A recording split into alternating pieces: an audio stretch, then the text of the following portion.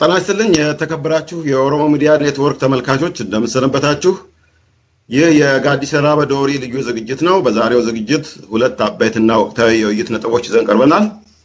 እንድትከታተሉን እየጋበዝን በዛሬው ፕሮግራም ላይ ተሳታፊ የሚሆኑት ፕሮፌሰር እስኬል ገቢሳ፣ ዶክተር ጸጋይ አራርሳ፣ ጀዋር መሐመድ እና እኔም ከቴክኒካል ባለሙያችን ከፈራን አብዱሰላም ጋር ደረጃ ሐዋዝ ነኝ። በዛሬው ሁለት አበይት ርዕሶችን ይዘን ቀርበናል። አበይት ብቻ ሳይሆን በጣም ወቅታዊ የሆኑ ርዕሶችን ይዘን ቀርበናል። በእነሱ ስር አያሌ ነጥቦችን እናነሳለን። ከውይይቶቹ አንደኛው ሰሞኑን በኦሮሞ ቄሮች አነሳሽነትና አስደናቂ ኮኦርዲኔትድ እቅድ በከፍተኛ ድል የተጠቃለለውን የገበያ ማቆም አድማ ይሆናል።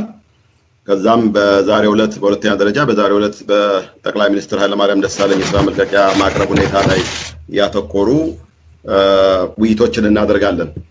እንግዲህ ወደ መጀመሪያው ርዕስ ስንሄድ ከሰሞኑ የኦሮሞ ቄሮች ከፍተኛ አድናቆትን ያተረፈውና የዓለም አቀፍ ታላላቅ ሚዲያ አውታሮች በአድናቆት የዘገቡትን የመገበያያ አቀባ አድማ ማድረጋቸው ይታወሳል። ይህ በከፍተኛ ኮንትሮልና ኮኦርዲኔሽን የተከናወነው አድማ ኢንተርኔት እና ሶሻል ሚዲያ አክሰስ በታገደበት ሀገር ከዳር እስከ ዳር በሚሊዮን የሚቆጠሩ የኦሮሞ ወጣቶች በራስ አነሳሽነት ሁሉንም የህብረተሰብ አካል ባካተተ ሁኔታ በሰውና በህዝብ ንብረት ላይ ጉዳት ሳይደርስ በኦሮሞና በውስጡ ባሉ ህዝቦች መካከል ያለው የመተሳሰብና መረዳት ሶሊዳሪቲ በተጠበቀ ሁኔታ በድል ተፈጽሟል። እስኪ ጀዋር በጣም በቅርቡ ስትከታተል ስለነበርክ እስኪ የዚህን የቄሮ የመገበያ አድማ በምን አይነት ሁኔታ ተካሄደ ብለህ ታያለህ? ካስመዘገባቸው ድሎችስ ምን አለ ከሚለውና እንዲሁም ምናልባት አዳዲስ የደረሱ መረጃዎች ካሉ ለአድማጮቻችን ይሆናል የምትለው ካለ አብረህ ብታብራራለን። እንግዲህ ለሶስት ቀን የተዘራው አድማ ግቡን ሙሉ በሙሉ ነው ያደረገው። ሁለት ግብ ነበረው። አንደኛው ፈታቸዋለሁ ብሎ ከዛ በኋላ ሲያንገላታቸው የነበሩት እንዲሁም የተለያየ ምክንያት ሲደረደር የነበረው የፖለቲካ እስረኞች ማስፈታት ነበረ። ይህንን በሁለተኛው ቀን ድል በማድረግ በማስፈታት የሶስተኛውን ቀን የቀባ ቀን ወደ የድል ቀንን ወደ ማክበር ተለውጧል።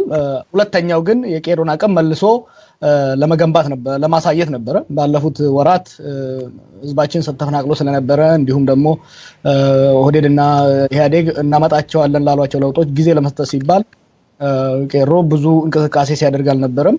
ሆኖም ግን የራስን ካፓሲቲ ቢልዲንግ የራስን አቅም የመገንባት ስራ በስፋት ሲሰራ ነበር።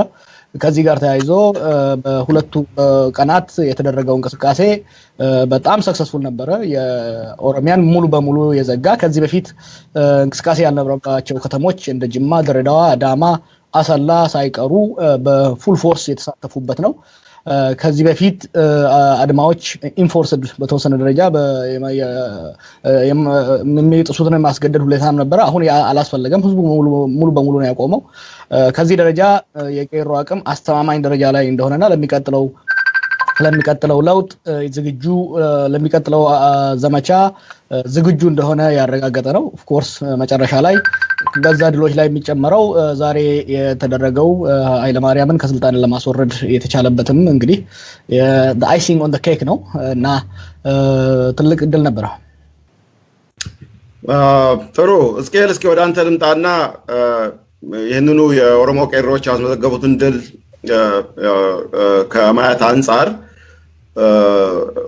ለብዙ ጥያቄዎች ግትር ሆኖ ለሚጠየቁ ጥያቄዎች ሁሉ ጆሮ ዳባ ሲል የነበረው የህወሓት መንግስት ይህ አድማ በተጀመረበት የመጀመሪያው ቀን ጀምሮ ታላላቅ የሆኑ ኮንሴሽኖችን ሰጥቶ ከዚህ በፊት እየቀለደባቸው ተነሳ 6 ወር ቁጭ በል 6 ወር እያለ እየፈረደባቸው የነበሩ የኦሮሞ መሪዎችን በጣም ከፍተኛ ቁጥር ባለው ሁኔታ አትሊስት ሃይ ፕሮፋይል የሆኑ ሰዎችን ለቋል።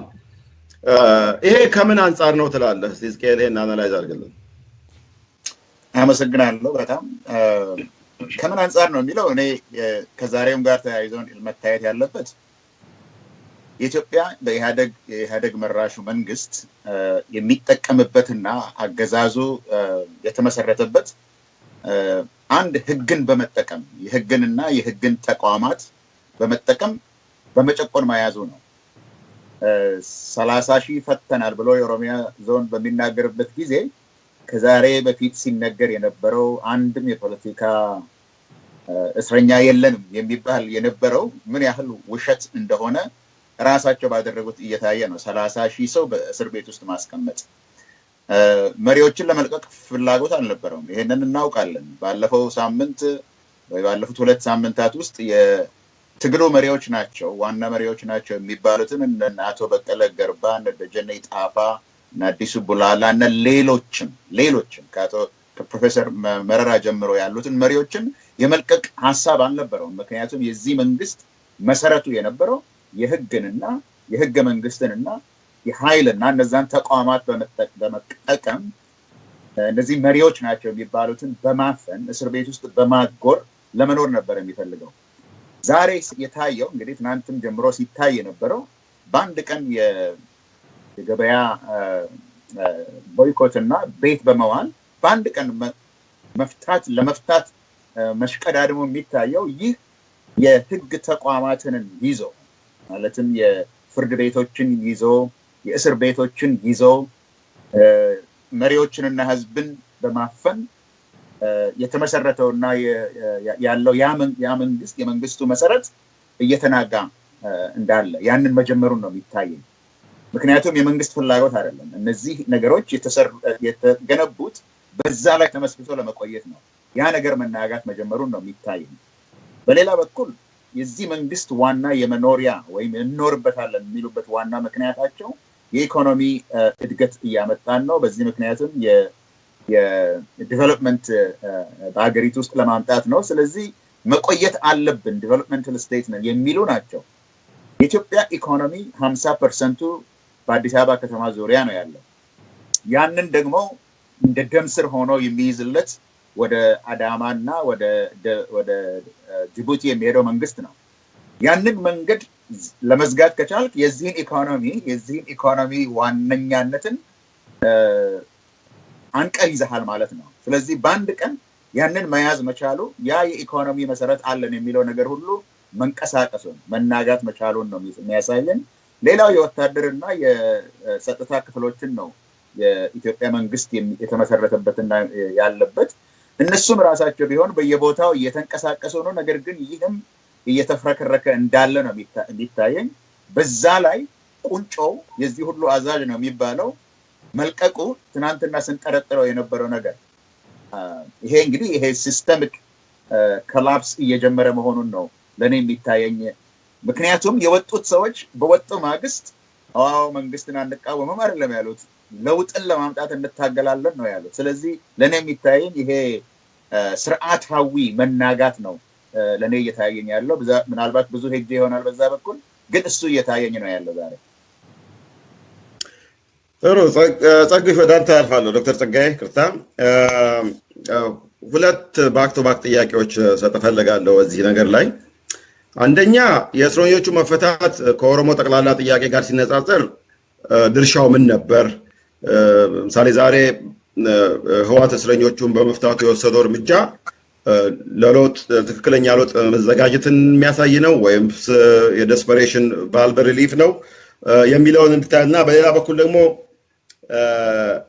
ምናልባት ሌሎችም የጨምሩበት ይችላሉ በኦህዴድና በአሁኑ የኦሮሚያ መንግስት ከትግሉ ጋር እግር አስገብቶ ያለመሄድ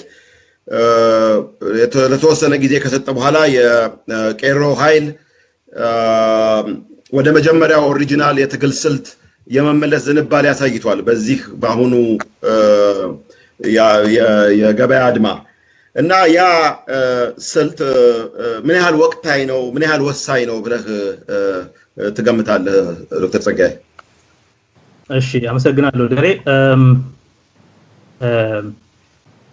የእስረኞቹ መፈታት አይ ቲንክ ትልቅ ነገር ነው ለኦሮሞ ፕሮቴስት ትልቁ ኮንሴሽን ነው በዚህ ሰሞን ሁለተኛው ትልቅ ኮንሴሽን ምናልባትም ዛሬ የሆነው የተገለጸው የጠቅላይ ሚኒስትሩ የመጠቂያ ጥያቄ ማቅረባቸው ነው ትልቅ ኮንሴሽን ነው በመንግስት በኩል ትልቅ የኦሮሞ ተቃውሞን ጥያቄ መቀበል መጀመራቸው ወይም ደግሞ የኦሮሞ ተቃውሞ እጅ መቆልመም መጀመሩን የሚያሳየው ለብዙ ዘመናት የፖለቲካ ተቃዋሚ የፖለቲካ እስረኛ የለንም ሲል የነበረን መንግስት በአንድ ጊዜ ይህን ሁሉ እስረኛ እንዲፈታ ማድረጉ ትልቅ ነገር ነው ብዬ አስባለሁ። በዚሁ አጋጣሚ የታሰሩ ሰዎች እና ለተፈቱት በጣም የደስታችንን ደስታዬን መግለጽ እፈልጋለሁ። ብዙ ልጆች ያለ ህግ አግባብ ታስረው እስከዛሬ ድረስ ሲሰቃዩ እንደዚሁም ህይወታቸው በዚህ ምክንያት የተሰረቀባቸው ብዙ ሰዎች አሉ። ለነሱ መጽናናትን እንመኛለን። ለቤተሰቦቻቸው ደስታቸውን ስላገኙ ቤተሰባቸውን ስላገኙ እንኳን ደስ አላችሁ ማለት እንፈልጋለን። እስረኞች ተፈተዋል፣ ግን ሁሉም እስረኞች አይደሉም የተፈቱት። እንደሚታወቀው ለኦሮሞ ተቃውሞ የእስረኞች መፈታት ጉዳይ በኋላ የመጣ ጉዳይ ነው። የኦሮሞ ተቃውሞ በአጭር አገላለጽ ቢገለጽ የአገር ባለቤትነት የአባቢዩማ ጥያቄ ማዕከል ያደረገ የመሬት የማንነትና የፍትሃዊ ሀብት ክፍፍል ጥያቄ ነው። በመሰረቱ የመሬት የማንነትና ፍትሃዊ ሀብት ክፍፍል ጥያቄ ነው እና የሀገር የባለቤትነት ጥያቄ ነው። ይሄን ጥያቄ አንስተው ከ2014 ከማስተር ፕላኑ መውጣት ጀምሮ ወጣቶች ቄሮች በተለያየ መንገድ ሲቃወሙ ተቃውሟቸውን ላስነሱበት የተፈጠረው የተሰጣቸው ምላሽ ተጨማሪ እስራት፣ ተጨማሪ እንግልት እና ማሰቃየት ነበረ። በዛ ሂደት እንዲሁም በሌላ ምክንያት ታስረው ተለቀው ውጪ የነበሩ የፖለቲካ መሪዎች እንደነ በቀለ ገርባ አይነት ሁሉ ወደ እስር ቤት እንዲመለሱ ተደርጓል። እና ይሄ የሆነ ሲሄድ ወጣቶቻችን በጣም የተማሩ ምንላቸው ልጆቻችን እንደዚሁም የፖለቲካ መሪዎቻችን የፖለቲካ ድምጽ የሆኑን ሰዎች በሙሉ እየታሰሩ ስለሆኑ እነዚህ እስረኞች ይለቀቁ የሚለው የተቃውሞ ሂደቱ አንዱ መፈክር ሆኖ ቀጥሏል። እና ይሄ በጣም ቀጥሎ ደግሞ እየቆየ ሄዶ ራሱን ችሎ በአጠቃላይ የፖለቲካ እስር በፖለቲካ ምክንያት የሚደረግ የኃይል ጥቃት ፖለቲካል ቫዮለንስ ይቁምልን የሚል ጥያቄን ማስከትሎ ነበር። አሁን እስረኞች መፈታታቸው ሁሉም አይደሉም ትክክለኛ እርምጃ ነው። አጣብቂኝ ውስጥ ሲገቡ ያደረጉት ነው። የቄሮዎቹ እንቅስቃሴ መንግስትን እጅ መቆልመም ጀምሯል ማለት ነው እና ይሄ ትልቅ ድል ነው። ከዚህ አንፃር የእስረኞቹ መፈታት ትልቅ ድል ነው። ግን አሁንም በቂ አይደለም። አሁንም ያልተፈቱ ሰዎች አሉ። ዛሬ በተለይ የምናየው ከ1984 ጀምሮ የጠፉ የት እንደደረሱ ማይታወቁ ታስረው አሁንም ያልተፈቱ በእስር ቤት እንዳሉ እየታወቀ ያሉ ብዙ ሰዎች እየወጡ ነው። ከዚህ በፊት እከሌ የሚባል ዘመድ ታስሮብኛል ብሎ መናገር ራሱ ወንጀል ተደርጎ ይወሰድ ስለነበር ሰዎች መናገር ያልቻሏቸውን አሁን ለኛ እየላኩልን ዛሬ ራሱ እኛም ስናጋራ ነበር ከህዝብ ጋር እና የእስረኞች መፈታት ትልቅ ድል ነው። አሁንም ግን ያልተመለሱ የኦሮሞ ተቃውሞ ጥያቄዎች አሉ። እነዚህ ጥያቄዎች ምንድናቸው ቢባል ቀደም ሲል ያነሳዋቸው በነገራችን ላይ ይሄ የገበያ ተአቅቦም ሲደረግ የመጀመሪያውና ኢሚዲየት የሆነው ጥያቄ የእስረኞች መፈታት ጥያቄ ቢሆንም አብሮት የአጋዚ የመከላከያ ሰራዊት ከአካባቢያችን ይውጣ የሚል ጥያቄም ነበረ። ራሊዎቹ በኋላ ላይ የተከሰቱ ሰልፎች እንደሚያሳዩት ደግሞ እንዲያውም የበለጠውም የቀደመው የኦሮሞ ፕሮቴስት ጥያቄ የአባቢዩማ ጥያቄ የሀገር ባለቤትነት ጥያቄ እንደዚሁ በየቦታው ሲስተጋባ ነበር። የፍጹም ለውጥ ጥያቄ ሲስተጋባ ነበር። ወያኔን አንፈልግም የሚለው መፈክር በየቦታው ሲስተጋባ ነበር እና ከኦሮሞ ተቃውሞ ጥያቄዎች ውስጥ አንዱን በከፊል የመለሰ ምላሽ ነው ያደረጉት። ከዚህ አንፃር ወጣቶች ትግላቸው ማቹር እያደረገ እንደሆነ እየበሰለ እንደሆነ እና የትግላቸው ውጤት እያስገኘ እንደሆነ ቢረዱም የትግላቸው ውጤት ገና ሙሉ እንዳልሆነ ይሄንን ያውቃሉ። ስለዚህ አሁንም የተሻለ ጥንካሬ በማሳየት የተሻለ ብስለት በማሳየት ለተሻለ ድል መንቀሳቀስና መዘጋጀት እንዳለባቸው ልናሰምርበት ይገባል። ከዛ ባሻገር ሌላው ሁለተኛው ድል እንግዲህ ከተቃውሞ ጋር ተያይዞ ዛሬ ጠቅላይ ሚኒስትሩ የመልቀቂያ ማስገባታቸው ነው። በጣም ብዙ ሰው እንደ ድል እያበሰረው ነው። እንደ ድል ላንወስደው እንችላለን፣ ግን በግልጽ የሚታወቀው ነገር መንግስት አሁንም እጁ እንደተቆለመመ የታወቀ ነው። ህወሓት ባለው ሁኔታ መቀጠል እንደማይችል አንድም ህዝብን ለማረጋጋት በተለይ ትናንት ሰሞኑን የነበረውን ተቃውሞ ለማረጋጋት ኩል ኦፍ እንዲያደርግ ለማድረግ ቀደም ሲልም ሲብላላ በነበረ ሐሳብ ላይ ተመርኩዘው ጠቅላይ ሚኒስትሩ የመልቀቂያ ጥያቄ አስገብተዋል ብለው ለማረጋጋት ወይም ጠቅላይ ሚኒስትሩ መልቀቂያ ስላስገቡ መንግስት እርምጃ ለመውሰድ አቅም ያነሰው ስለሆነ የአስቸኳይ ጊዜ አዋጅ በማወጅ በሰራዊት ማስተዳደር እንጀምራለን ለማለትም ሊሆን ይችላል። ህወሓት ምን እንደሚያስብ በዚህ ጊዜ በእርግጠኝነት ለመናገር አይቻልምና ስለዚህ የሆነ ሆኖ ግን መንግስትን አስገድዶ የስልጣኑ ኮር የሆነው ይሄ ጠቅላይ ሚኒስትር የሚጠቀመው ስልጣኑን ለይስሙላ ማለት ምንም ብዙ አቅም ያልነበረው ጠቅላይ ሚኒስትር ቢሆንም የስልጣኑ ሁሉ ግን የፖለቲካ ስልጣን ኮር የሆነው መቀመጫ ዛሬ መንቀሳቀስ መጀመሩ ይሄ ለኦሮሞ ተቃውሞ ትልቅ ድል ነው በራሱ። ነገር ግን ምንድነው ውጤቱ ምንድነው ትርጉሙ ብለን ያየን እንደሆነ አሁንም ብዙ ጥያቄዎች የሚያስነሳ ስለሆነ እነዚህን ጥያቄዎች በኋላ የምንመጣበት ይመስለኛል። በጥንቃቄና በአትኩሮት ልንከታተለው የሚገባ ጥያቄ ይመስለኛል። ጥሩ ወደ ጠቅላይ ሚኒስትሩ ሬዚግኔሽን በሚቀጥለው ሴግመንት እንናገራለን። ይሄንኑ እንጨርስ የገበያ ማዕቀቡን። ጀዋር ወደ አንተ ልምጣና ኮንትሮል የሌለው ኃይል ከጥቅሙ ይልቅ ያልታሰበ ጉዳቱ ነው የሚያመዝነው እና በዚህ ባለፉት 2-3 ቀናት ቄሮች ያሳዩት ኮንትሮል እና ዲሲፕሊን በእውነት በጣም ዓለምን ያስደነቀ ሁኔታ ነው። ይሁን እንጂ የወያኔ መንግስት ከዚህ መደናገጥ አልፎ ሌሎች ትሪኮችን ለመስራት እንደማይታቀብ የታወቀ ነው እና በአገር ቤት ይህንን ነገር እያንቀሳቀሱ ያሉ ቄሮች ምን እንዲጠነቀቁ ትመክራለህ? ይሄ በሰላማዊ መንገድ የጀመሩት ትግል የመጨረሻ ውጤቱን በሰላማዊ መንገድ እንዲያጠቃልል በሚያደርግ ሁኔታ እንግዲህ የጸጋዬ እንዳለው ትልቁ ነገር እስካሁን ቄሮ ከፍተኛ የሆነ የስትራቴጂ ብልጠት ብቃት እና ብስለት አሳይቷል። በዚህ ረገድ አስተማማኝ ኃይል ነው። ያም ሆኖ ግን ምክር አይከፋም አይጎዳም። ከሚያስፈልገው ነገር ውስጥ አንዱ አሁን በደረስንበት ደረጃ በጣም ክሪቲካል ነው። ትግሉ ለሶስት ትልልቅ ዓላማዎች ነው እየተካሄደ ያለው። ሰላም፣ ዲሞክራሲና ልማት ለማምጣት ነው።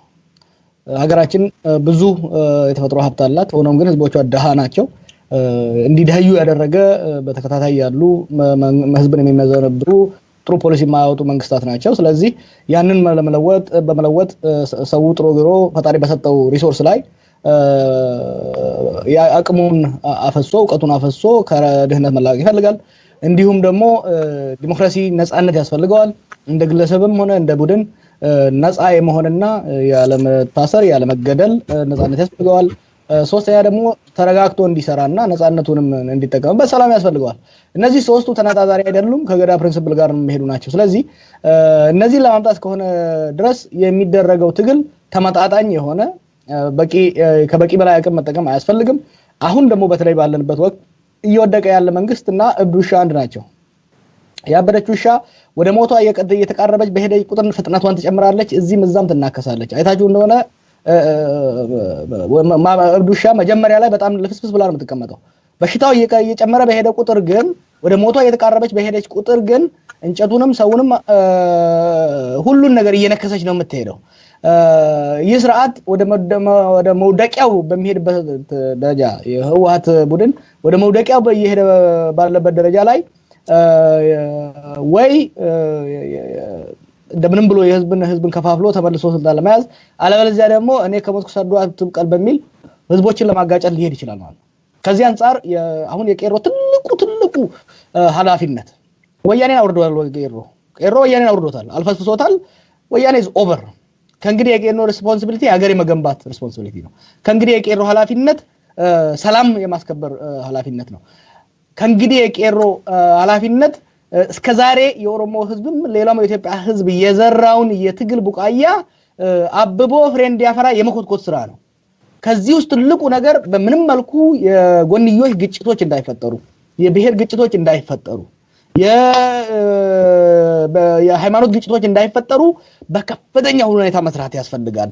ብጥብጥ እንዳይፈጠር ባለፉት 3 ቀናት በጣም የሚገርም ነገር ነው። ሁሉ እንቅስቃሴ ተካሂዶ በጣም ሚኒመም የሆነ ግጭት ነው ለዛውም ብዙ በእንቅስቃሴ ውስጥ ኤክስፒሪየንስ የሌላቸው ከዚህ በፊት ሆነ ብለን ያስቀረናቸው እንደ ጅማ እንደ ድሬዳዋና ያሉ ከተሞች ውስጥ ነው ትንሽ የተወሰነ ግጭት የነበረው አጋዚ እስካፍጫው ታጥቆ ራሱ እንዳይተኩስ ኤክስኪውዝ አልሰጠውም አሁንም ቢሆን ወጣቱ በተቻለው መጠን ነፍሰ ገዳይ ከሆኑ አጋዚዎች ጋር የሚያጋጨውን ስልት አቮይድ ማድረግ አለበት ትግል እንግዲህ ኢንተርቬንሽን የምትላቸው ነገሮች አሉ አስፈላጊ አለ ለምሳሌ ከአጋዚ ጋር መጋጨት አስፈላጊ የሚሆንበት ጊዜ ሊመጣ ይችላል አሁን ግን በማንኛውም ደረጃ ከጦሩ ጋር መጋጨት አያስፈልግም ከፖሊስ ጋር ተባብሮ መስራት ያስፈልጋል ከአካባቢ ሽማግሌዎች ጋር አብሮ መስራት ያስፈልጋል መደማመጥ ያስፈልጋል ወሳኝ የሆኑ የታሪክ የባህልና የሃይማኖት ተቋማትን መጠበቅ ያስፈልጋል ኦሬዲ የተለያዩ ቦታዎች ላይ ግጭቶችን ለመቀስቀስ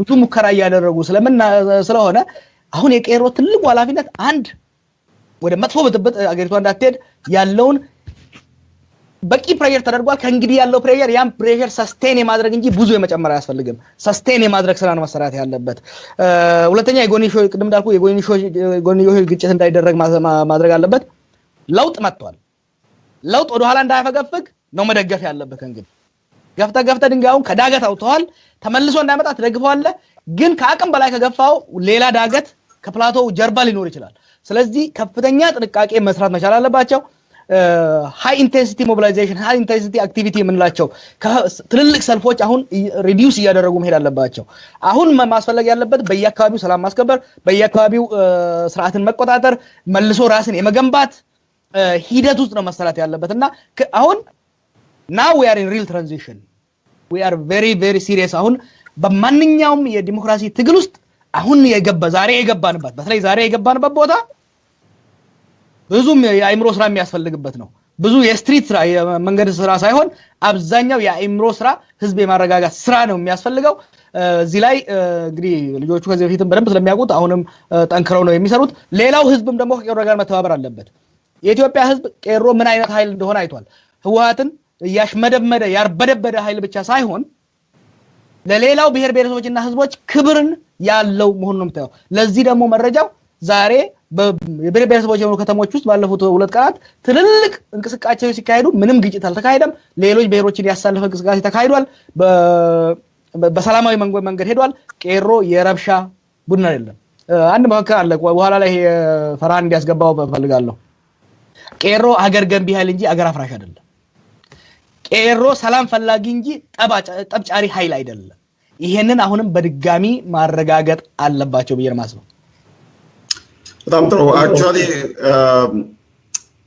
ስኬል ከፍተልና የጠቅላይ ሚኒስትሩን አንድ ነገር እዚሁ ጀዋር አንተ ጋር ለማለት እንፈልገው የኦሮሞ ቄሮ እንቅስቃሴ አንተ እንዳልከው የኦሮሞን ጥያቄ ማስመለስ ብቻ ሳይሆን በመላ ኢትዮጵያ አልፎም በአፍሪካ ቀንድ ዘላቂ ሰላምና ዲሞክራሲን ለማምጣት ከሚደረገው ትግል ግንባር ቀደሙና መሪው ነው ማለት እንችላለን ከዚህ አንፃር ከተቀረው የኢትዮጵያ ህዝብ በተለይም ከፋኖና ከሌሎች ምን ይጠበቃል ትላለህ ባጭሩ ወደ ይሄንን በዚሁ እናጠቃለን አይ ቲንክ ኔትወርኪንግ በጣም አስፈላጊ ነው መናበብ በጣም አስፈላጊ ነው መግባባት በጣም አስፈላጊ ነው በዚህ ላይ አንድ ነገር ልጨምር አሁን አመራር ከእስር ቤት ወጥቷል ለሁሉም ማህበረሰብ ሊሆን የሚችል ኤክስፒሪየንስ ያላቸው አመራሮች ወጥተዋል እነ በቀለ ገርባ እነ መረራ እነ እስክንድር እነ አህመድዲን these are battle tested leaders ዊዝደም ያላቸው እስር ቤት ውስጥም አብረው ሆነው ብዙ ስትራቴጂ ሲነድፉ የነበሩና ብዙ ትዕግስትን የተማሩ አመራሮች ናቸው እነዚያም ከስር የወጡት ሰዎች ከፍተኛ አመራር ሚና መጫወት አለባቸው አሁን በከፍተኛ የአመራር ሚና መጫወት አለባቸው በጣም እየሰሩ ነው ትላንት ወዲያ የሰጧቸውን ኢንተርቪው ስታያቸው በጣም ከፍተኛ ብስለት ያለው ነው ከፍተኛ ብስለት ያለው ንግግር ነው የተደረገው በበቀለም በእስክንድርም በአህመድዲንም የተደረገው ስራ አስፈላጊ ነው these are very smart የሆኑ እውነትም ለህዝብ የሚያስቡ ለዚህ ዓላማ ደግሞ ለረጅም ዓመታት የታሰሩ ሰዎች ናቸው እነዚህ ሰዎች አመራር መስጠት አለባቸው ሁሉንም ማህበረሰብ ለማቀራረብና አንድ ላይ ይዞ ለማምጣት በወጣቱም ደረጃ ደግሞ መናበብና መከባበር አስፈላጊ ሆኖ ነው ያለው ኦፍ ኮርስ ባዴና ሆዴድ ጊዜው ያመለጣቸው ነው እንጂ እነሱም ደግሞ የክልሉን ያሉበትን ክልል የማስተዳደር ብቻ ሳይሆን በተለይ ሁለቱም ክልሎች የማቀራረብ ስራ ያስፈልጋል በአሁኑ ጊዜ ህወሓት በተለይ ደግሞ በትግራይ ህዝብ ላይ ሊያነጣጥር ስለሚችል የትግራይ ህዝብን ደህንነት ማስከበር አስፈላጊ ነው በጣም አስፈላጊ ነው I cannot emphasize enough የትግራይ ህዝብን ደህንነት የትግራይ ሲቪሊያንን ደህንነት በኦሮሚያና በአማራ ከተማዎች ውስጥ አደጋ ውስጥ ሊጥል የሚያስችል ስትራቴጂ ሊጠቀም ይችላል ስርዓቱ ምክንያቱም ጄኖሳይድ ተካሄደ ጥቃት ላይ ደረሰን ብሎ የራሱን የሚሊተሪ ሪስፖንስ ጀስቲፋይ ለማድረግ ሲል ወደዛ ሊሄድ ስለሚችል እነሱን የማረጋጋት የመንከባከብና የመጠበቅ ስራ ያስፈልጋል ከአማራና ከኦሮሞ ወጣቶች እንዲሁም ከሌሎች ህዝቦች ማለት ነው በጣም አንደርላይን መሆን የሚገባው ነገር ነው ቀደም እንዳልከው የቆሰለ ረጅም ነው እንዳበደ ውሻ ነው የትግራይን ህዝብ የሚወክል መንግስት አይደለም አጥፍቶ ጠፊ ነው እና ምናልባት የትግራይም ህዝብ እንደዚሁ ከሌሎቹ የአማሮችና የኦሮሞ እንዲሁም የደቡብ ህዝቦች ጋር ወደዚህ እንቅስቃሴ እንዲቀላቀል በእውነት ጥሪ ማድረግ ይኖርብናል ህዝባችንም ደግሞ ከትግራይ ህዝብ ጋራ ያለውን ወንድማማችነት ከነዚህ እንመርሃለን ከሚሉት ጅቦች ለይቶ እንዲያይ እናሳስባለን እስቲ ወደ ሁለተኛው ርዕሳችን ሄድና ይሄም የጠቅላይ ሚኒስትር ኃይለማርያም ደሳለኝ የስልጣን መልቀቅ ዜና ነው ዛሬ ነው ይሄ ዜና የተሰበረው ይሄንን እስኪ እስኬል ተከፍተልናለህ ይሄንን እስኪ የጠቅላይ ሚኒስትሩ በመጀመሪያ ወደዚህ የይስሙላ ስልጣን የመጡበት ሁኔታ እንዴት እንደነበርና የህዋት ዲፕ ስቴት ቡድን ፈላጭ ቆራጭነት ከኋላ ሲመራው የነበረው የጠቅላይ ሚኒስትሩ ቢሮን ምን ያህል ህዋት ተቆጣጥሮት እንደነበረ አንድ ላይ ጠቅለል አድርገህ ለመግቢያ ብትሰጠን አው እሱን ለማለት ይቻላል ግን አሁን ሲባል የነበረው አንተም እንደተናገርከው ጀዋርም እንደተናገረው ጠበቅ አድርገን መናገር ያለብን ነገሮች አሉ ምክንያቱም ያለንበት ሁኔታ በጣም ክሪቲካል ጊዜ ስለሆነ አንደኛ ሰው ያንዳንዱ ሰው በግልም በቡድንም የሚያደርገው ነገር ውጤት ሊያመጣ ይችላል ይሄ የታወቀ ነገር ነው ስለዚህ በዚህ ትግል ውስጥ ይሄንን ትግል ሰላማዊ መንገድና ህገ መንግስታዊ መንገድ መያዝ አለበት ብሎ መጀመሪያ ድምጽ ማሰማት የጀመሩት በጠቅላይ ሚኒስትር መለስ ዜናዊ ጊዜ ድምጽ ማሰማት የጀመሩት የሙስሊም መሪዎች ይሄንን ትግል የጀመሩት በዛን ጊዜ የጀመሩትና ዋጋ መክፈል የጀመሩት ይሄንን ሐሳብ ህገ መንግስታዊ የሆነ በህግ ውስጥ ያለ ህገ መንግስቱን የሚያከብር ጥያቄ መጠየቅ አለብን ትግላችንን በሰላማዊ መንገድ ማካሄድ አለብን ብለው ይሄንን ነገር ገና ዋነኛው ጠቅላይ ሚኒስትር ስራ ላይ ባሉበት ጊዜ የጀመሩት አንድ በአንድ የተደራረበ የመጣ ነው ለማለት ነው በአንድ በኩል በግልም በቡድንም ሰው አውቆ የሚያደርገው ነገር አለ ሌላ ደግሞ ኃይሎች አሉ የኢኮኖሚ ኃይል አለ የፖለቲካ ኃይል አለ የማህበረሰባዊ ኃይል አለ የባህል ኃይል አለ እነዚህ ነገሮች ሰው ሊቆጣጠራቸው የሚችሉ አይደለም እነዚህን ዛሬ አናያቸውም ነገር ግን they are at work እያደረጉ ነው ያለው ስለዚህ በመጀመሪያ ይሄ የሙስሊም የመፍትሄ አፈላላጊ ወይም ድምጻችን ይሰማ ብለው የጀመሩት ከፍተኛ ፈርቀዳጅ ስራ እንደሰሩ ማስታወስ አለብን ስለዚህ ትናንትና የተደረገው የማዕቀብ የኢኮኖሚ ማዕቀብ ወይም የገበያ ማዕቀብ ወይም የቤት መዋል ጉዳይ ብቻ ሳይሆን እየተደራረበ የመጣ ትግል የፈጠረው ውጤት ነው ያለው ስለዚህ ከትናንት እንደጀመረን ትናንትና የተሰራው ግፊቱን ቢጨምርም ነገር ግን እየተደራረበ ራሱን በራሱ ላይ እየደረበ ኃይል ያከማቸ የመጣ ነው ከዛ አቅጣጫ ካየነው ጀዋር ቅድም እንዳለው ለውጡን በእውነት ጀምረናል አሁን ዛሬ ለውጥ መሐከል እንዳለን እኛ አይደለንም የምንናገረው ጠቅላይ ሚኒስትሩ ናቸው የተናገሩት እኔ ራሴ የቀድሞ ጠቅላይ ሚኒስትር ተብዬ በለውጡ ውስጥ ተሳታፊ እንደ ዜጋ ተሳታፊ እንደሆን ብለው ከተናገሩ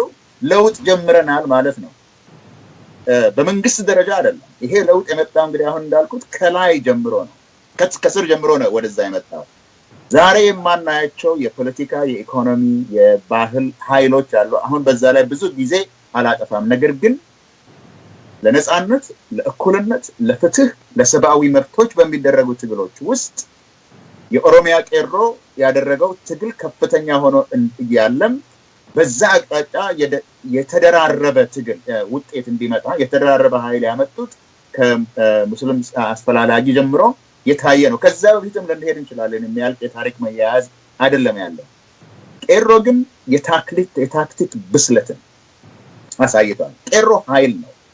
ቄሮ የማህበረሰብ ኃይል ነው። ነገር ግን ብስለትን በጣም አሳይቷል ካካሄዱ።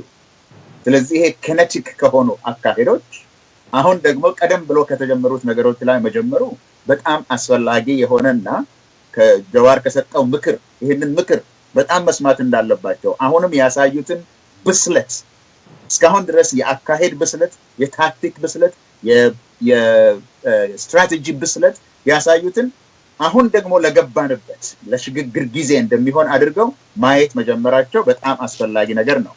አሁን እንግዲህ ኃይል ያልኩትን ነገር የወጡት ከእስር ቤት የወጡት ማናቸው ከተባለ በእስራት ትግሉን ይዘው የጀመሩ ሰዎች ናቸው። አሁንም ደግሜ ልበልህን በእስራታቸው ትግሉን ሲያካሂዱ የነበሩት ወደ ውጭ ወጥተዋል። ይሄንን አማራጭ ናቸው። ግን ዛሬ አማራጭ ናቸው። አማራጭ የሆነ ነገር ነው የሚሰጡን። ኦልተርናቲቭ ሌላ መንገድ ነው ሊያሳዩን የሚችሉት። እነሱ የተቃዋሚ ትግሎች ናቸው። ስለዚህ የዛሬ ጉዳይ ሳይሆን ነገም ደግሞ ይሄ የመድበለ ፓርቲ ስርዓት ነው የምንፈልገው ለሚለው ወሳኝ በሆነ ቦታ ላይ ነው ያለነው። ስለዚህ ከእስር ቤት የወጡት በእስራታቸው እስር ቤት ውስጥ ሆነው በመከራቸው ትግሉን ሲመሩ የነበሩት ወደ ውጪ መውጣታቸው ለዚህ ለአማራጭነት የሚጠቅም ነገሮችን እያደረጉ ነው። እዚህ ላይ መንግስት ማወቅ ያለበት እነዚህ ኃይሎች ወደ ቤት ሊመለሱ አይደለም። እነዚህ ኃይሎች ወደ ኋላ ሊሄዱ ሰው አቆመዋለሁ ቢልም ሊያቆመው የማይችል ኃይል ተፈቷል በኢትዮጵያ ውስጥ። ሰው ሊያቆመው የማይችል ኃይል ተነስቷል በኢትዮጵያ ውስጥ። እንዲህ አይነቱን ኃይል በመንግስት ስልጣንም ይሁን በወታደር ስልጣንም በጸጥታ ስልጣንም ማስቆም አይቻልም። ይሄንን መገንዘብ መቻል አለባቸው። ምክንያቱም እንዲህ አይነቱ ማስጠንቀቂያ ሲሰጥ ለአጼ ኃይለ ሥላሴ ለውጥ አላደርግም በማለታቸው የት ቦታ እንኳን እንደወደቁ የማናቃቸው ንጉሠ ነገሥት ነው የሆኑት። እንዲህ አይነት ለውጥ ከላይ በሚመጣበት ጊዜ በኩዴታ ኃይል በወታደር ኩዴታ ለመንግስቱ ኃይለ ማርያም ሲነገረው ለውጥን ባለመቀበሉ ምክንያት በሽሽት ከሀገር የወጣ መሆኑ የታወቀ ነው። እንዲህ አይነቱን ኃይል ማቆም ስለማይቻል በስልጣን ላይ ያለው መንግስት መስራት ያለውን ብቻ መስራት ነው ያለበት። አሁን በፌደራል ደረጃም ይሁን በአካባቢ ደረጃ በክልል ደረጃም ይሁን ማድረግ ያለባቸው ነገር አለ፣ ማድረግ የሌለባቸው ነገር አለ። ማድረግ የሌለባቸው ነገር ህዝብን አትወጣም አትገባም ፈቃዴን ካልወሰድክ በስተቀር ሰላማዊ ሰልፍ ማድረግ አትችልም፣ በርህን መዝጋት አትችልም፣ ኢኮኖሚን ይጎዳል የሚለውን አነጋገር መተው ነው ያለባቸው። በሌላ በኩል ደግሞ በተለይ የኦሮሚያ መንግስት ማድረግ የምትችሉት ነገር እንደ መንግስት ማድረግ የምትችሉትን ነገር አድርጉ። ተቃዋሚ አይደላችሁም እናንተ። የመንግስትን ስራ ስሩ፣ ህዝብን ማስፈር ስሩ፣ ስራ የመፍጠርን ስራ ስሩ። የተለያዩ የኦሮሞ ህዝብ ያላቸው አጀንዳዎች መንግስት ማድረግ የሚችለውን ነገር ስሩ። ለተቃዋሚ ግን እኛ አመራር እንስጥ የሚለውን ነገር ተው። ተቃዋሚ ነው። ተቃዋሚ አማራጭ ነው የሚሰጠው።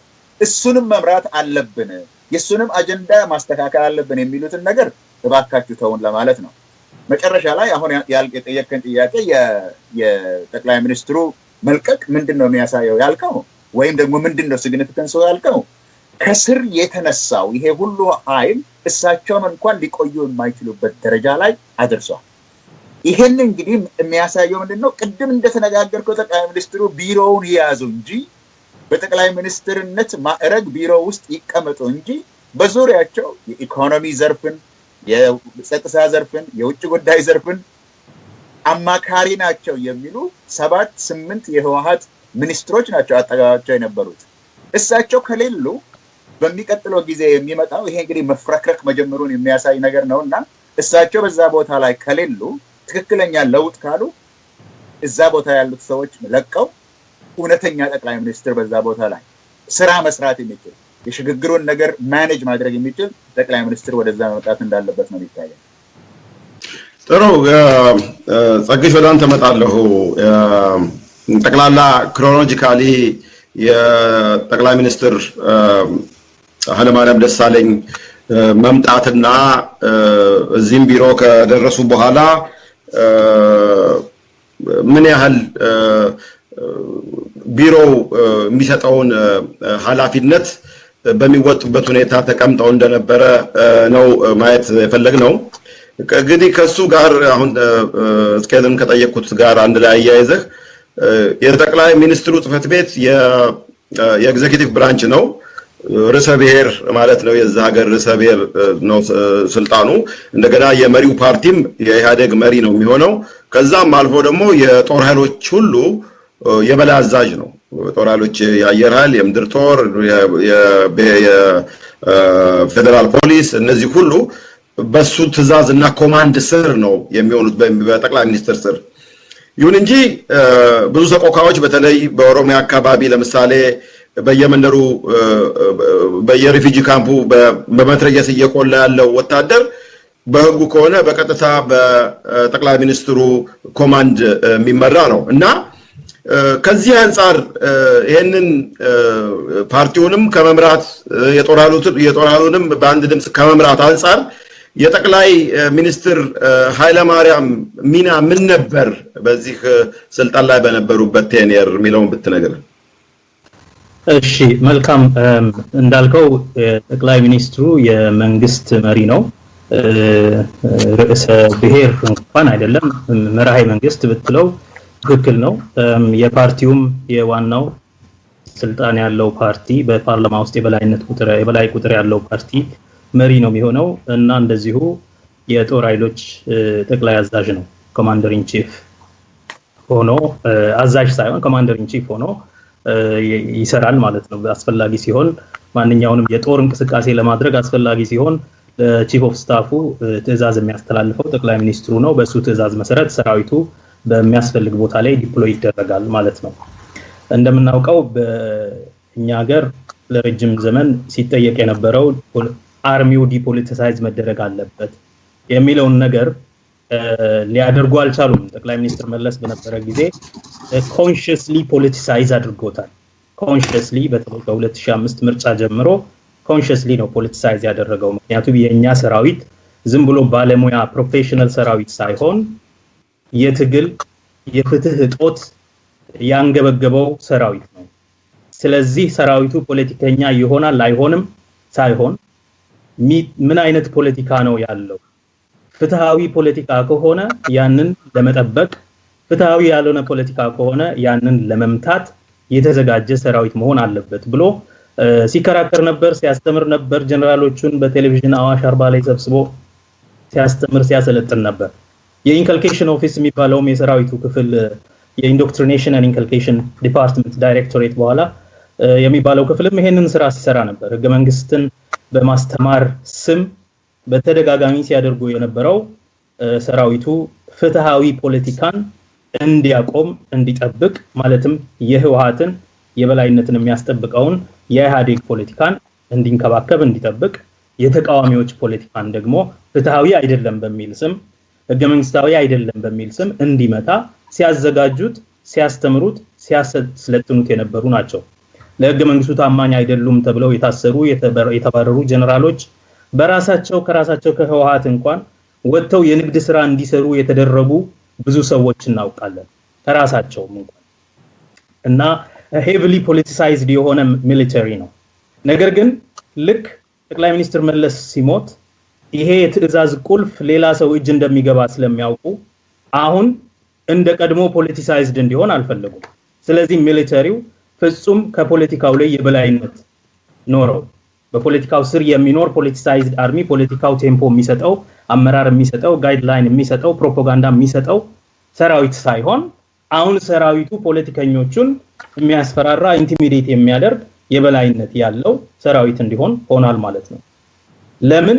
አሁንም ኮር የሆነው ኢንተረስት ከሲቪሊያን ፖለቲከኛ ጠቅላይ ሚኒስትር እጅ ወጥቶ ስላለ ለማንም ተራ ሲቪሊያን ፖለቲከኛ ታልፎ ሊታዘዝ የሚገባ ሰራዊት መሆን የለበት እና ሌላ ኢንተረስት ነው ማስጠበቅ ያለበት ማለት ነው።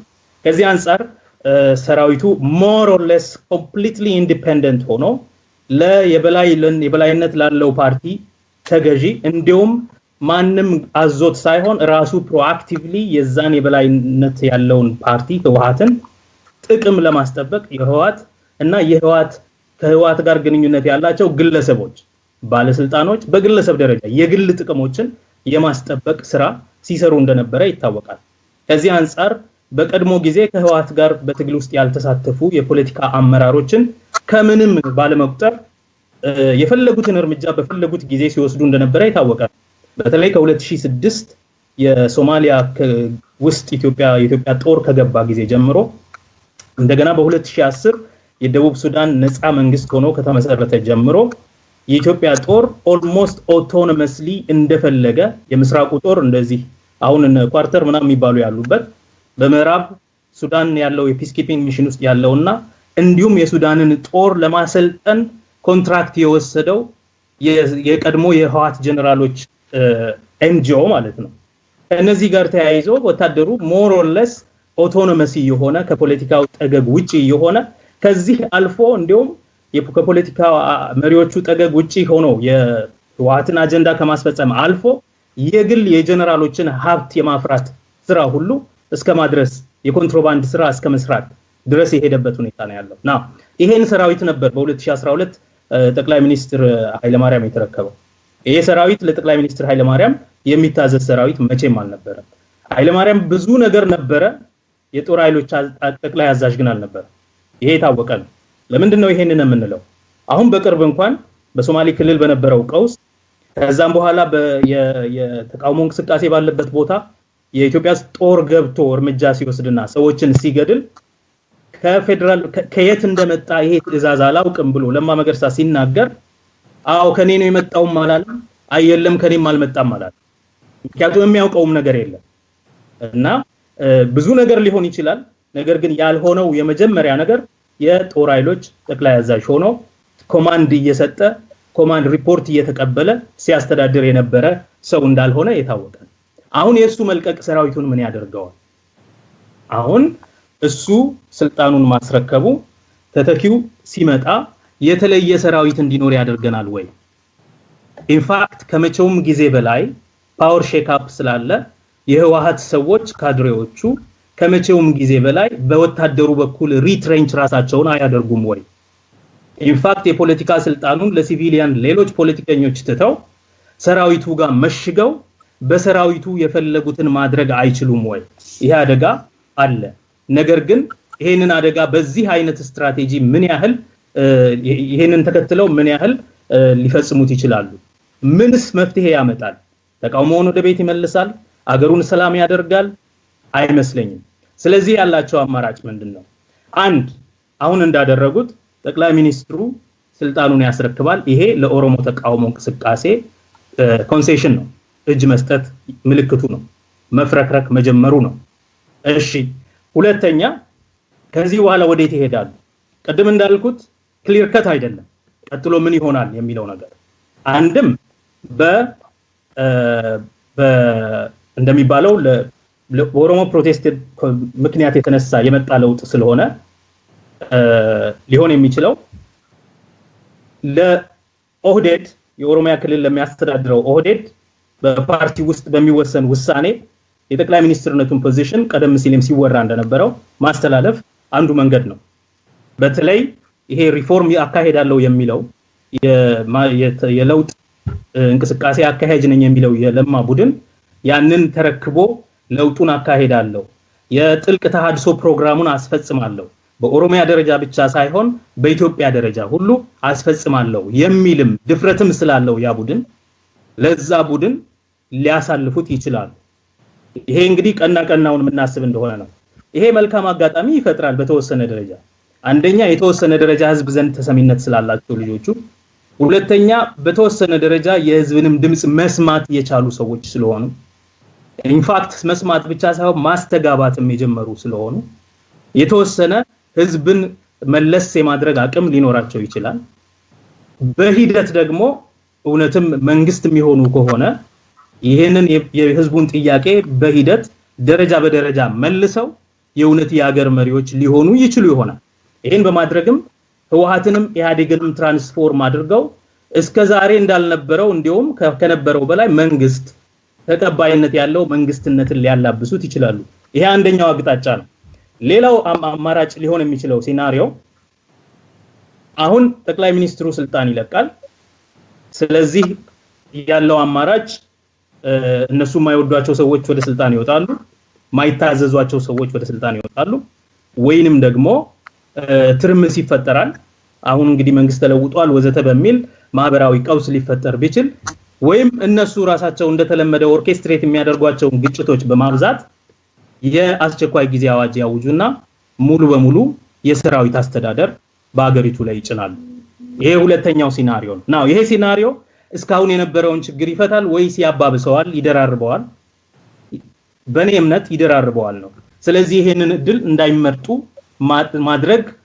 እንዳይመርጡ ለማድረግ መከታተልና በጥንቃቄ ማየት ያስፈልጋል ነገር ግን አንዳንድ የነሱ ካድሬዎች የነሱ ዌብሳይቶች ደጋግመው ከትናንት ጀምሮ ሲናገሩ እንደምናየው አስቸኳይ ጊዜ አዋጅ ይታወጅ ኦሮሚያ ኮምፕሊትሊ አስቸጋሪ ለአስተዳደር አስቸጋሪ ሆኗል ወዘተ የሚል ጥሪ ያቀረቡ ነው ስለዚህ ሊያደርጉ የሚችሉት አንደኛ ጥያቄውንም በዚህ መንገድም ብዙ ርቀት እንደማይሄዱ ስለሚያውቁ ሊያደርጉ የሚችሉት እንደምንም ብለው ጠቅላይ ሚኒስትርነቱን ወደ ኦዴድ ያዞሩና ሚሊተሪና ሴኩሪቲ ውስጥ ሪትሬንች አድርገው እነዚህን መሪዎች የሚፈልጉትን ለውጥ እንዳያመጡ መሸቀብ አገሩንም በዚህ ኮንፊውዥን ውስጥ መክተትና የተወሰነ ጊዜ ገዝተው እንደገና ወደ ስልጣኑ የመመለስ እድል ለራሳቸው ማመቻቸት ያን ባይችሉ ሀብትን ማሸሽ ኦኬ የአንዳንድ ጥቅሞችን ማሸሽ እና ወደ የሚፈልጉባቸው ቦታዎች መውሰድ ይሄንን በማድረግ ከተጠያቂነት ለማምለጥ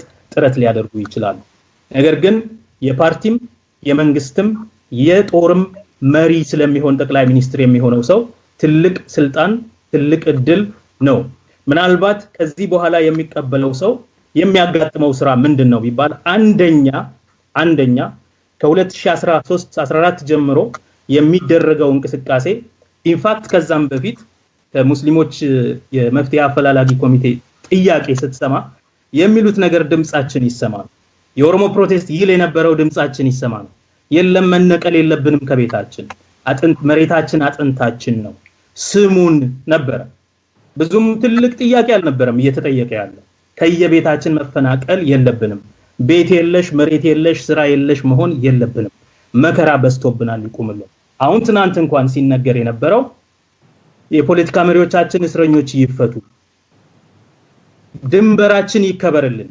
ሰላማችን ይጠበቅልን ሰራዊት አይግደለን እንደዚህ ነው የሚሉት መፈክሮቻቸው አይግደለን ይውጣልን ነው ብዙ ጥያቄዎች አሉ ስለዚህ ምንድነው የመጀመሪያው መልሱ መሆን ያለበት የሚመጣው ሰው ህዝብን መስማት ነው ህዝብን መስማት ኢንፋክት የኦህዴድ ሰሞኑ መግለጫ አንዱ የሚለው ነገር ህዝብን በመስማት ጥፋታችንን አርመን ይቅርታ ጠይቀን ወዘተ ይላል that's I think the right direction ከሌሎችም ጋር ለመጀመሪያ ጊዜ ነው ይቅርታ ጠይቀን እንሂድ የሚል መንግስትም ስንሰማ so የመጀመሪያው ጥያቄያቸው ህዝብን መስማት ነው ተግባራቸው ህዝብን መስማት መጀመር አለባቸው ሁለተኛ ጥያቄን መመለስ መጀመር አለባቸው መስማት በቂ አይደለም መስማትም የህዝብን ጥያቄ ማስተጋባትም በጥሩ ቋንቋ መግለጽም በቂ አይደለም የኦሮሞ ፕሮቴስት ይሄን አሳይቷል ቄሮ ይሄን አሳይቷል እየተናገሩ በራሳቸው ላይ እሳት ነው ያነደዱት እነ ለማ መገርሳ እና አቢ እየተናገሩ የህዝቡን ጩኸት እየጮሁ እያጎሉ በመጨረሻ ህዝቡ ትግስቱ አለቀ ሊሰማቸው የማይችልበት ደረጃ ደረሰ ስለዚህ መናገር መስማት በቂ አይደለም ቀጥሎ ደረጃ በደረጃ የህዝቡን መሰረታዊ የሆኑ ጥያቄዎች መመለስ መጀመር አለባቸው ይሄ ደግሞ across the board ኢትዮጵያ ውስጥ ያሉ ጥያቄዎች ማወቅ ይቻላል በጣም ቀላል ነው በተለያየ አጋጣሚ በተቃውሞ በተቃውሞ ባልተወጣባቸው ቦታዎች በየሚዲያው ሲገለጽ ነበር እንደዚህ አስረው ኮድኩዶ አዳፍነው ያጠፋቸው ሚዲያዎችም ይሄንን ሲገልጹ ስለነበረ ቀላል ነው so ህዝብን የሚሰማ ጥያቄን መመለስ የሚችል ለውጥ ለማምጣት አገሩ ተለውጧል ማህበረሰቡ ተለውጧል ወጣቶቹ ተለውጠዋል ችግሮቹ በስተዋል ልክ ነው ግን የሰው ኤክስፔክቴሽን ተለውጧል ስለዚህ ያለ ለውጥ በነበረው ሁኔታ ለመቀጠል ስለማይችሉ ለውጥ ለማምጣት የሞራል ብርታት ፖለቲካል ካሬጅ ሞራል ካሬጅ ያለው ሰው መሆን አለበት ስለዚህ ላለው ቻሌንጅ ላለው ተግዳሮት በዛ ሀገር ላለው የተቃውሞ ድምጽ እና የተቃውሞ ማዕበል ላለው የአገሩ ውስብስብ ችግር ምላሽ ለመስጠት ብቃት ያለው ስብዕና ትልቅነት ያለው ስብዕና ህዝብን ለመስማት ትህትና ያለው ፖለቲካ የሚያስፈልግበት ጊዜ ነው እና እንደዚህ አይነት ጠቅላይ ሚኒስትር መጠበቅ መጀመር አለበት ህዝቡም በዚህ አቅጣጫ መትጋት አለበት ይሄ ዝም ብሎ የተለመደ የሲኢኦ የመቀየር ስራ እንዳልሆነ ሊታወቅ ይገባል ሲኢኦ የመቀየር ስራ ነው የሚያደርጉት እነሱ አገሩን እንዳለ እንደ ኩባንያ ስለሚያዩት ሲኢኦ ቀይረው ለነሱ የሚመቻቸውን ትርፍ ማትረፍ ነው የሚፈልጉት ኢንፋክት ሜታፎራቸው ሁሉ እንደሱ ነው ልማት ተስተጓጎለ ምናምን ልክ የሸቀጥ ጉዳይ ነው የሚያደርጉት ነገር እና ይሄ መሆን የለበትም አገሩ ውስብስብ ነው ችግሮቹ ብዙ ናቸው ህዝቡ ጥያቄው ተለውጧል ህዝቡ ጥያቄው ብዙ ነው ማዕበሉ ኃይለኛ ነው ቁጣው ብዙ ነው ስለዚህ ለዚህ ሁሉ ውስብስብነትና ትልቅነት የሚመጥን ትልቅ ስብዕና ያለው ለውጥ ለማምጣት የሞራል ብቃት ያለው ድፍረት ያለው ቁርጠኛ አመራር ከጠቅላይ ሚኒስትር ቢሮ ይጠበቃል ሰራዊቱን አደብ የሚያስገዛው ጠቅላይ ሚኒስትር ይጠበቃል ምክንያቱም ሰራዊቱ ተሰራይቶ ህዝብ መሃል ነው ያለው ህዝብን አትግደል ብሎ በካሬጅ ሊቆም የሚችል ጠቅላይ ሚኒስትር ያስፈልጋል አባርሬ ያለው ለማለት የሚችል ጠቅላይ ሚኒስትር ሊያስፈልጋል ምክንያቱም ሰራዊቱ አንደኛ ኮራፕት ነው ሁለተኛ ደፋር ነው ምንም የተጠያቂነት ስሜት የለው ተጠያቂም የሚያደርገው እና ለስልጣኑን አግላግባብ በመጠቀሙ ተጠያቂ የሚያደርገው በፖለቲካው ስር ሰቦርዲኔት የሚያደርገው ሁለተኛ የኢኮኖሚ ሙስና ስላለባቸው ለዛም ተጠያቂ የሚያደርገው አንድ የሚለው የሚያስቆመው ጠቅላይ ሚኒስትር በጠቅላይ ሚኒስትር ቢሮ ያስፈልጋልና ከነዚህ ከነ ሙሉ ስልጣኑ ለመረከብ የተዘጋጀ ጠንካራ ሰው በዛ ቦታ ማየት ይገባ ማሰብ መጀመር ይገባቸዋል በያምናለሁ ተንገዘገሽ ጠቅላላ በዚህ ርዕስ አካባቢ ላይ ማለት የፈለግነው በሙሉ የሚገባ በጣም ጥሩ በሆነ ሁኔታ ነክተዋል ያለን 2 ደቂቃ ነው ሌሎች ፕሮግራሞች አሉት OMN እና ወደ መዝጋቱ እንላለን እስቲ 1 ደቂቃ ጃዋር ላንተ ልስጥህና እንግዲህ ይሄ አሁን የጠቅላይ ሚኒስትሩ ሬዚግኔሽን እና ያተካኩ ሁኔታ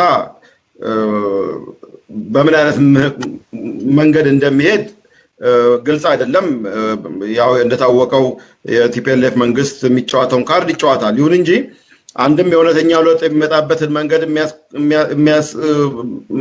መንገድ ሊሆን ይችላል ብለው ሊታሰብ ይችላል ወይም ደግሞ ያው የተለመደው በአብዛኛው የሚታመንበት የማጭበርበር መንገድ ሊሆን ይችላል ይሁን እንጂ በአንተ አስተያየት በአንድ ደቂቃ ባጭሩ የሚቀጥለው ጠቅላይ ሚኒስትር ወደ ተፈለገው አቅጣጫ እየሄደ ነው ማለት የሚቻለው ምን ሲያሟላ ነው እንግዲህ አይ ቲንክ ወሳኝ ከሆኑ ነገሮች ውስጥ አሁን ክሪቲካል ቦታ ላይ ደርሰናል አንድ ማወቅ ያለብን ወደ ዲሞክራሲ መሄድ መቻል አለብን ጸጋይ ያለው ቅድም አለ የሲኦ ለውጥ አይደለም አሁን that doesn't work አሁን ኮምፕሊት የሲስተም ለውጥ ነው የሚያስፈልገው እዛ ሀገር መንግስት እንዴት የሚሰራበት አካሄድ መለወጥ አለበት ያ ማለት ዲሞክራሲያዊ መንግስት ሊመሰረት ይገባል ማለት ነው አሁን የሚመጣው ጠቅላይ ሚኒስትር ያንን ሽግግር ትራንዚሽን ማኔጅ የሚያደርግ ቴምፖራሪ ጠቅላይ ሚኒስትር ነው መሆን ያለበት ይህ ማለት በዚህ በጣም ወሳኝ በሆነ ወቅት ጸጥታንም በተወሰነ ደረጃ ጸጥታን ማስከበር የሚችል በህዝብም አመኔታ ሊያገኝ የሚችል በፍጥነትም አስፈላጊውን ለውጥ ሊያመጣ የሚችል ሰው መሆን መቻል አለበት ያው በጣም ደሃ የሆነ ፓርቲ ስለሆነ ከነኚህ ብዙም ተአማኒነት ከሌላቸው ግለሰቦች ውስጥ በተወሰነ ደረጃም ቢሆን የተሻለ ተአማኒነት ያለው ተወዳጅነት ያለው እንዲሁም ደግሞ በስታብሊሽመንቱና በሲስተሙ በተለይ በሚሊተሪው በሴኩሪቲውም ያን የሚሊተሪና የሴኩሪቲን ኮንትሮል ሊያደርግ የሚችል ዲሲፕሊን ሊያደርግ የሚችል ሰው መሆን መቻል አለበት ይሄ በጣም ከሚቀጥሉት ቀናቶችና ሳምንታት ውስጥ ወሳኝ ከሚሆኑት ነገሮች ውስጥ አንዱ ማን ጠቅላይ ሚኒስትር ይሆናል ጠቅላይ ሚኒስትር ሆኖ በሚቀጥለው ሰዓት ምን ይወስናል ነው ምክንያቱም መጀመሪያ የሚያደርገው ንግግር ቀጥሎ የሚያደርጋት ውሳኔ የህዝቡን ሙድ ኮንትሮል ታደርጋለች በሚያደርገው ንግግርና በሚያደርገው ውሳኔ የህዝቡን ጥያቄ ለመመለስ የዲሞክራሲያዊ ለውጥ ለማምጣት ቁርጠኝነትና ዝግጅት ያለው ሰው ከሆነ ለዚህ ደግሞ ወደ ስራ ወዲያው የሚገባ ሰው ከሆነ ተስፋ አለ አለበለዚያ ስርዓቱ መገልበጡ መንግስት መውደቁ ነው ይሄንን ሰው ማወቅ መቻል አለበት አሁን እኔ ይሄ ነው መሆን ካለባቸው ነገሮች ውስጥ ማን ያ ጠቅላይ ሚኒስትር እነሱ ሲመርጡ በጣም ኬርፉሊ መምረጥ መቻል አለባቸው ሁለተኛ ደግሞ ያ ሰው በማግስቱ ከተቃዋሚዎች ጋር ከኮለኮሏቸው ጋር ሳይሆን ከተቃዋሚዎች ጋር ቁጭ ማለት አለበት the first business of order is to sit down and give joint statement ከተቃዋሚ ጋር road map to transition ወደ ዲሞክራሲ የምናደርገው ሽግግር ላይ ኃይለማርያም ጥሩ ነገር ተናግሯል ዛሬ ወደ ዲሞክራሲ ሽግግር ውስጥ እየገባን እንደሆነ አሳውቋል በዲሞክራሲ መልኩ የተመረጠ ጠቅላይ ሚኒስትር የሚለው ያ እውነት አይደለም ኢህአዴግ በዲሞክራሲ የተመረጠ መንግስት ስላልሆነ በዲሞክራሲያዊ መልኩ የሚቀጥለው ጠቅላይ ሚኒስትር አይደለም የሚመርጠው አሁን የሚመረጠው ሚኒስትር ተመረጠ ሳይሆን ተሾመ ነው የሚባለው ሹመት ነው it's an appointment ወደ ዲሞክራሲያዊ ሄደን አዲስ ጠቅላይ ሚኒስትር ሊኖር የሚችለው በምን ያህል ወቅት በምን ያህል ሂደት ወደሚቀጥለው ምርጫ እንገባለን ያ ምርጫ መቼ ነው ነፃና ገለልተኛ የምርጫ ኮሚሽን ሌሎች የሀገር ናሽናል ሪኮንሲሊየሽን የምንላቸው እነዚህ ላይ ዲቴል ማድረግ መቻል አለበት ማለት ነገ ጠቅላይ ሚኒስትር ይሾማል ይያሉ ነው አሁን የወያኔ ሚዲያዎች ወደዛም ሄዱ ከሆነ that person has to immediately road map ማሳየት መቻል አለበት ከተቃዋሚ ያ road map ግን የኢህአዴግ ሴንትራል ኮሚቴ በወሰነው መሰረት that's nonsense ከእንግዲህ በኋላ የኢህአዴግ አገዛዝ የለም የኢህአዴግ አገዛዝ ከእንግዲህ ያለው የኢትዮጵያ ህዝብ አገዛዝ ነው ይሄንን መቀበል መቻል አለባቸው አሁን ኢህአዴግ እቃ ይዞ እንዳለ ሰው ያቺን እቃ የማቀበል ስራ እንዳትወድቅ ለሚቀጥለው ሰው የማቀበል ስራ ብቻ ነው ያለበት የኢህአዴግ ኤግዚኪቲቭ ኮሚቴ በኢትዮጵያ ላይ ለመወሰን ስልጣኑ የለውም ከእንግዲህ ይሄንን መወሰን የሚችለው የኢትዮጵያ ህዝብ ነው የኢትዮጵያ ህዝብ ማለት ኢህአዴግ ሮል አለው እንደ ብርጭቆን እንደሚይዝ ሰው ያን ብርጭቆ ለመቀበል ወይም ለመወዳደር የህዝብ ተአማኒነት ለማግኘት የተደራጁ የፖለቲካ ድርጅቶች አሉ እነዛ የፖለቲካ ድርጅቶች መምጣት አለባቸው በኢህአዴግ ማለትም በጠቅላይ ሚኒስትሩ ኢህአዴግን በጠቅላይ ሚኒስትሩና በተቃዋሚ ጋር መሐከል በሚደረግ ድርድርና ክርክር የለውጥ የትራንዚሽን ሮድ ማፕ የሽግግር ቻርተር ማዘጋጀት ያስፈልጋል በዛ መሰረት ህዝብን ሊያረጋጋና ህዝብን ሊያሳምን የሚያስችል ነገር መሆን አለበት እኔ እንግዲህ ከዚህ በፊት የተናገርኩት ነገር አለ ትራንዚሽን ሮድ ማፕ ሆኖ ከሚታየኝ ውስጥ የተቃዋሚ መሪዎችን መልቀቅ ኢሚዲየትሊ መልቀቅ ወዲያው ደግሞ ከነሱ ጋር ውይይት ማድረግ ሰዓት እያባከኑ ነው እግር ኳስ 90 ደቂቃ ከሆነ 89ኛው ደቂቃ ላይ ነው ያለነው በዚህ ሰዓት ማባከን የለባቸውም ሰዓት ከማባከን መራራን ለቀውት ኦኬ ዶክተር መራራን ለቀውት ኦልሞስት 3 ሳምንት ሊሆነው ነው አንድ መንግስት አላነጋገረው this is dangerous ለሀገሪቷ አደገኛ ሁኔታ ነው እየተፈጠረ ያለው በፖስት ቲፒኤልኤፍ በፖስት ህወሓት አገዛዝ ውስጥ ነው ያለነው ስለዚህ ተቃዋሚዎችን በቀለወጥቷል ሌሎችም የቀሩትን በማስወጣት ዶክተር መራራን አንድ ላይ አድርጎ ሮድ ማፕ ማስቀመጥ ያስፈልጋል ኬፓብል የሆነ ጠቅላይ ሚኒስትር ከውስጣቸው ማስቀመጥ አለባቸው በማግስቱ ያ ጠቅላይ ሚኒስትር ደግሞ ከተቃዋሚ ጋር ቁጭ ብሎ ሮድ ማፕ ላይ መስማማት አለበት ያ ከሆነ ኢህአዴግ ውስጥ ያሉ ሰዎችም በመጨረሻው ባለቀችው ደቂቃም ቢሆን ለሀገርና ለህዝብ የሚሆን ነገር ሰርተዋል ሊባሉ ይችላሉ እስከዛሬ ላጠፉት ይቅርታ ሁሉ ሊያገኙ የሚችሉበት እድል አለ ግን በሚቀጥላት ሰዓታት ውስጥ in the coming hours አሁን ዛሬ ብዙ ኤመርጀንሲ ሚቲንጎች እየተጠሩ ነው በሚቀጥለው ሰዓት ውስጥ የሚወስኑት ውሳኔ ለኢህአዴግ አመራሮች ወሳኝ ነው ይሄንን ኬርፉሊ ይሄ ፖለቲካል ማሽኔሽን በዚህ ጋር በዛ ገዘልዬ በዚህ ቆርጬ ጥለው የለም መጀመሪያ እኔ ዳይሬክትሊ አይ ዋንት ስፒክ ቱ ዘም መጀመሪያ የኢህአዴግ አመራሮች ፖስት ኢህአዴግ ውስጥ እንዳለን ማወቅ አለባቸው ኢህአዴግ ኢትዮጵያን እየተቆጣጠረ አይደለም ቄሮ እጁን ጠምዝዞ ኢትዮጵያን ነጥቆታል ኦኬ እድል ግን ይሰጠዋል ቄሮ በስትራቴጂ የሚመራ ንቅናቄ ነው እድል ይሰጠዋል ያቺን ብርጭቆ ሳይጥላት ወይ ደግሞ እጁ ተጠምዞ በግድ ሳይነጠቅ እጅ ስትጠመዘዝ አየህ ቡናው ሊፈስ ይችላል ስለዚህ እዛ ሳትደርስ ለሚቀጥለው መንግስት ለማስረከብ እድሉ ይሰጠዋል በሚቀጥሉት ሰዓታትና ቀኖች ውስጥ ይሄን ማድረግ መቻል አለባቸው እደግመዋለሁ we are in post TPLF era የዚህ መንግስት ዘመን አልቆለታል እኛ በድህረ ኢህአዴግ ድህረ ህወሓት ዘመን ውስጥ ነው ያለነው አሁን ማድረግ አለበት ልጨምርበት የኢትዮጵያ ህዝብ አሁን በጣም መረጋጋት አለበት ከፍተኛ መረጋጋት ያስፈልጋል ምክንያቱም ህወሓት ውስጥም ሆነ ኢህአዴግ ውስጥ ወንጀል የሰሩት ባለስልጣናት ወታደር የደህንነት ሰዎች ከኃላፊነት ከተጠያቂነት ለማምለጥ ቀውጢ ሊያረጉት ይችላሉ አገሪቷን ከፍተኛ ብጥብጥ ሊከቱት ይችላሉ እነዛ በዚህ ዲሞክራታይዜሽን ውስጥ ሃርድላይነርስ እና ሪፎርመርስ ምንላቸው ሰዎች አሉ ሃርድላይነሮች ሀገርን ወደ አደጋ እንዳያደርሱ ለራሳቸውን ለመደበቅ ሲሉ ወደ ከፍተኛ አደጋ እንዳያደርሱ በከፍተኛ ኃላፊነት አመራሩን የተቃዋሚውን አመራር እያዳመጠ ከመንግስት ውስጥም ነፍስ አላቸው ብሎ የሚያሰቡትን ሰዎች እያዳመጠ ሆፕፉሊ ደግሞ ቅድም እንዳልኩት ጆይንትሊ ከተቃዋሚውና ከመንግስት መካከል የሚመጣውን ኃይል እያዳመጠ በተረጋጋ መልኩ መሄድ አለበት። ለኢትዮጵያ ህዝብ ብለው ምንድነው አሁን ወያኔ እያስተዳደረህ አይደለም ሀገርን አሁን አንተ ነህ እያስተዳደርክ ያለው የመረጥከው መንግስት እስኪመጣ ድረስ የሚቀጥለውን 6 ወራት 7 ወራት ሆነ 8 ወራት ቀበሌህን አስተዳድር ከተማህን አስተዳድር ለከተማህ ለቀበሌህ ሰላምና ደህንነት ፖሊስ አይደለም ተጠያቁ ኢህአዴግ አይደለም ደህንነት አይደለም አንተ ነህ አንቺ ነሽ ወጣቱ ነው ሽማግሌው ነው ይሄንን ጸጥታ የማስከበርና በህዝቦች መካከል መከባበርን የማስጠበቅ ሰላም የማስከበር ስራ አሁን በኢትዮጵያ ህዝብ እጅ ነው ያለው ለማለት ፈልጌ ነው።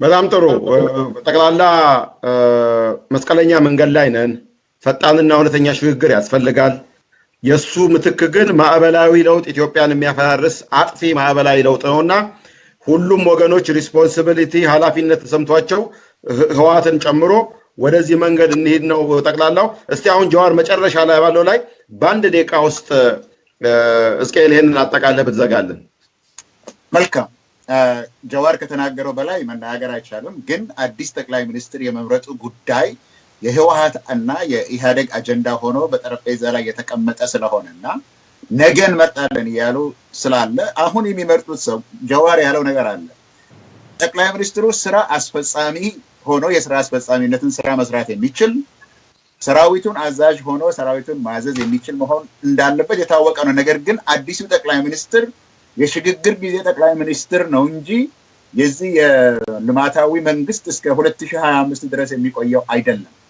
የሽግግር ጊዜ ነው ስለዚህ የዲሞክራሲያዊ ሀገርን በመገንባት ጥረቱና ህገ መንግስታዊ አስተዳደርን የመገንባት ጥረቱ ላይ እንዴት አድርገን እናሸጋግር የሚል ሚሽን ያለው ነው እንጂ ሀገርን የማስተዳደር አይደለም ነገር ግን እንደ ቅድም መጀመሪያ ላይ እንደተባለው ያበደ ውሻ ወይም ሰሬ መራት ይባላል ራቢት ዶግ የሚባላል የዛን ጊዜ ላይ ነው ያለነው የታወቀ ነገር ነው አንድ ነገር ግን መታወቅ አለበት የውሸት ጊዜ አልፏል የማስመሰል ጊዜ አልፏል የጉልበት ጊዜ አልፏል የማስፈራራት ጊዜ አልፏል ወይ አገር ይኖረናል ወይም ደግሞ አገር አይኖርም እዛ ደረጃ ላይ ነው መስቀለኛነቱ እዛ ላይ ነው ያለው ስለዚህ ይሄንን ለማድረግ አገርን ለማቆየት ህዝብን ለማዳን መዘጋጀት እንዳለባቸው ብቻ ነው ይሄንን ማለት ነው ስለዚህ ጦሩ ማድረግ ያለበት ዳር ድንበርን መጠበቅ ነው ያለበት ከከተማዎች ውጪ ወጥቶ ዳር ድንበር ላይ ሄዶ አገርን መጠበቅ ያ ነው ስራው ከመጀመሪያም ጀምሮ መንግስት ደግሞ ግብርን እየሰበሰበ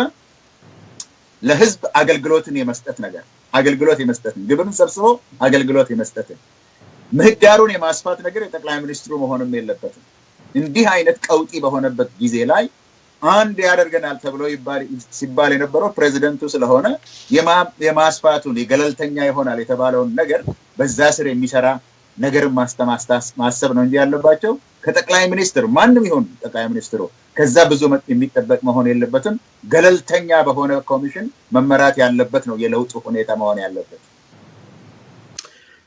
በጣም ጥሩ ተመልካቾቻችን ለዛሬ ያዘጋጀነው ልዩ ፕሮግራም በዚሁ ተጠናቋል ለፕሮፌሰር ስኬል ዶክተር ጸጋይና ጀዋር መሐመድ እንዲሁም ቴክኒካል ባለሙያችን ፈርሃን አብዱሰላም ምስጋና እያቀረብኩ መሰናበታችሁ ደረጀ ሐዋዝ ነኝ ቸር ይግጠመን ደህና ሁኑ